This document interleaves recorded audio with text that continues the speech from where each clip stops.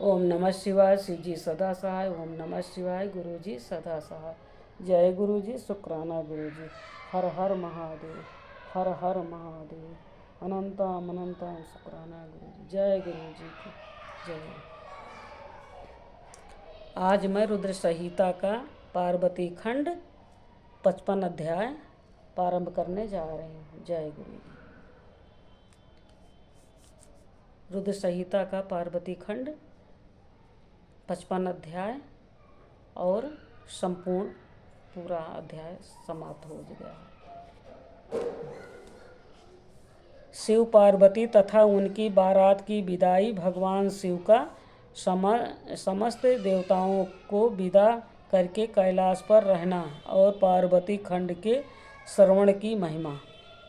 ब्रह्मा जी कहते हैं, नारद ब्राह्मणी ने देवी पार्वती को पतिव्रत धर्म की शिक्षा देने के पश्चात मेना को बुलाकर कहा, महारानी जी, अब अपनी पुत्री की यात्रा कराइए, इसे विदा कीजिए। तथा बहुत अच्छा कहकर वह प्रेम के वशीभूत हो गई हैं। फिर धैर्य धारण करके उन्होंने काली को बुलाया और उसके वियोग के भय से व्याकुल हो वह बेटी को बारंबार गले से लगाकर अत्यंत उच्च स्वर से रोने लगी। फिर पार्वती भी करुणाजनक बात कहती हुई जोर जोर से रो पड़ी। मेना और शिवा दोनों ही विरह शोक से पीड़ित हो मूर्छित हो गईं। पार्वती के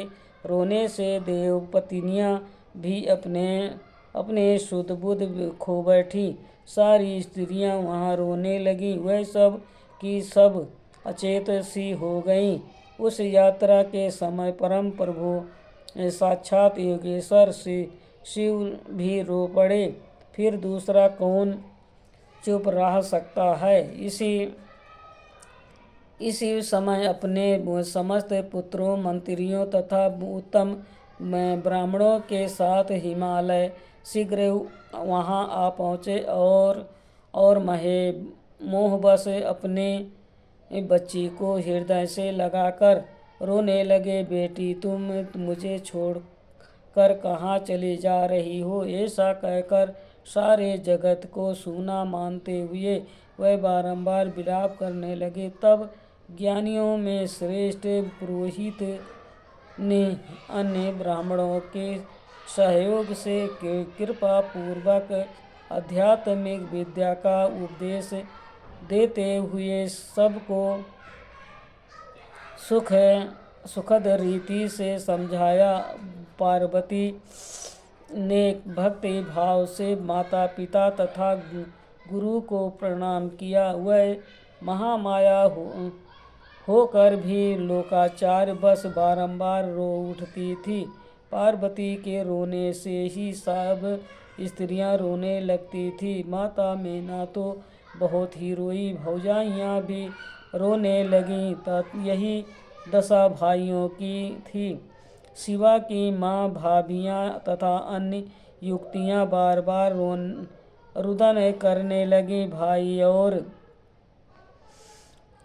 पिता भी प्रेम और सौहार्द बस रोए बिना न रह सके। उस समय ब्राह्मणों ने मिलकर सबको आदरपूर्वक समझाया और ये सूचित किया कि यात्रा के लिए यही समय उत्तम तथा सुखद लग्न है।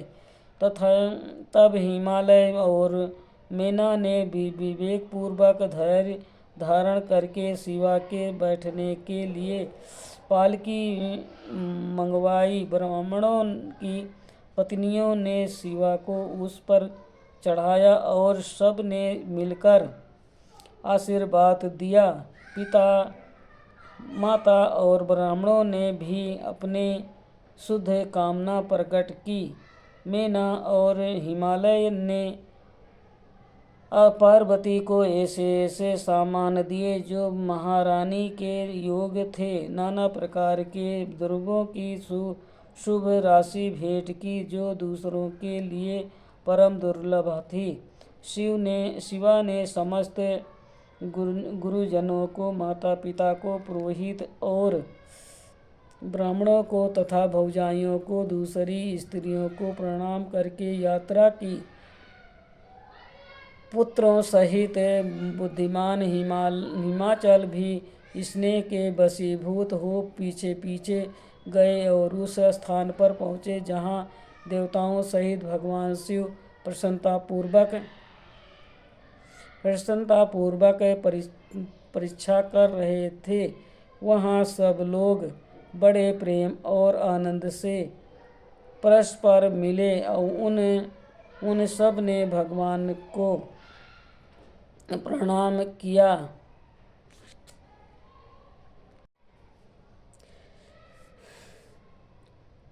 उन सब ने भगवान को प्रणाम किया और उनकी प्रशंसा करते हुए वह पुरी को लौट गए।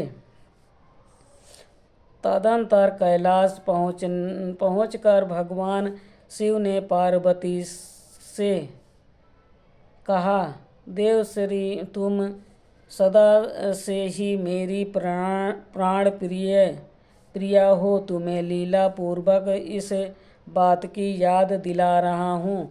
तुम्हें पूर्व जन्म की बातों का स्मरण है, अतः मेरे और अपने नित्य संबंध का यदि तुम्हें स्मरण हो तो बताओ। अपने प्राणनाथ महेश्वर की ये बात सुनकर शंकर की नित्य प्रिया पार्वती मुस्कुराती हुई बोली, प्राणेश्वर, मुझे सब बातों का स्मरण है, किंतु इस समय आप चुप रहिए और इस अवसर के अनुरूप जो कार्य हो उसी को शीघ्र पूर्ण कीजिए। ब्रह्मा जी कहते हैं, नारद, प्रिया पार्वती के सैकड़ों सुधा धाराओं के समान मधुर वचन को सुनकर लोकाचार्य परायण भगवान विश्वनाथ बड़े प्रसन्न हुए। उन्होंने बहुत सी सामग्रियाँ एकत्र करके नारायण आदि देवताओं को भांति भांति की मनोहर भोज वस्तुएं खिलाई। इसी तरह अपने विवाह में पधारे हुए दूसरे लोगों को भी भगवान शंकर ने प्रेम पूर्वक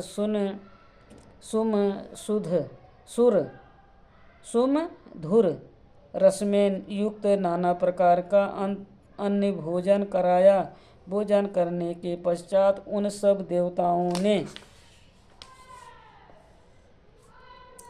नाना रत्नों के विभूषित हो अपने स्त्रियों और सेवक गणों के साथ आकर प्रभु चंद्रशेखर को प्रणाम किया। फिर प्रिय वचनों द्वारा प्रसन्नतापूर्वक उनकी स्तुति एवं परिक्रमा करके शिव विवाह की प्रशंसा करते हुए वह सब लोग अपने अपने धाम को चले गए।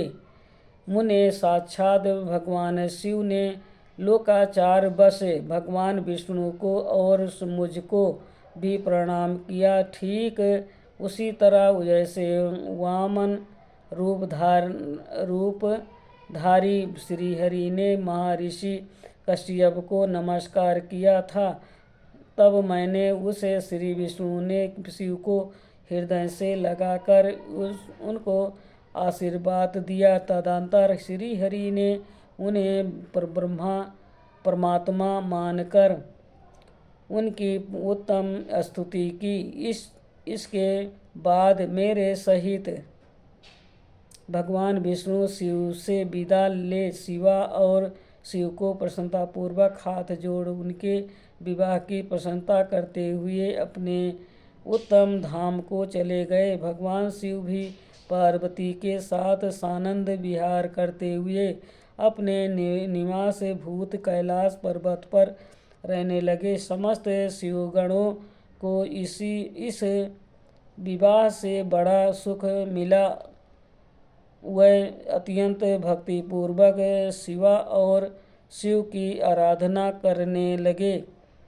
तात इस प्रकार मैंने परम मंगलमय शिव का विवाह का वर्णन किया। यह शोक नाशक, आनंददायक तथा धन और आयु की वृद्धि करने वाला है।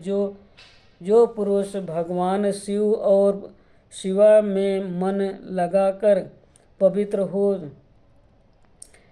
प्रतिदिन इस प्रसंग को सुनता अथवा नियम पूर्वक दूसरों को सुनाता है, वो शिवलोक प्राप्त कर लेता है। यह अद्भुत आख्यान कहा गया है, जो मंगल का आश्वास स्थान है।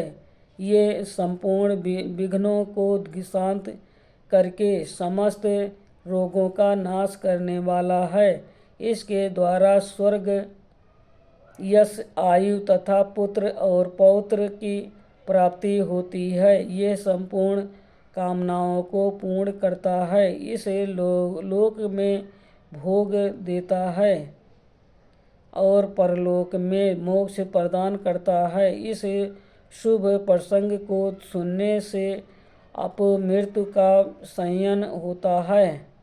शमन होता है और परम शक्ति की प्राप्ति होती है। ये समस्त दुख, स्वप्नों का नाश तथा बुद्धि एवं विवेक आदि का साधक है।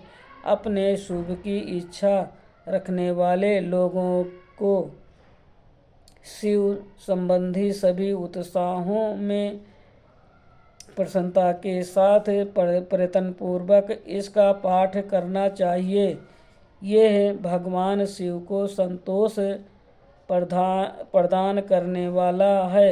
विशेषतः देवता आदि की प्रतिष्ठा के समय ये तथा शिव संबंधी सभी कार्यों के प्रसंगों में प्रसन्नतापूर्वक इसका पाठ करना चाहिए अथवा पवित्र हो शिव पार्वती के इस कल्याणकारी चरित्र का श्रवण करना चाहिए। ऐसा करने से समस्त कार्य सिद्ध होते हैं। यह सत्य है, इसमें संशय नहीं है। आज का 55 अध्याय संपूर्ण हुआ। रुद्र संहिता का पार्वती खंड संपूर्ण हुआ। ओम नमः शिवाय। शिव जी सदा सहाय। ओम नमः शिवाय। गुरु जी सदा सहाय। जय गुरु जी। शुक्राना गुरु जी। हर हर महादेव। हर हर महादेव। जय गुरु जी। जो शिवपुराण पढ़ने में भूल चूक हुई हो माफ़ करना प्रभु, माफ़ करना।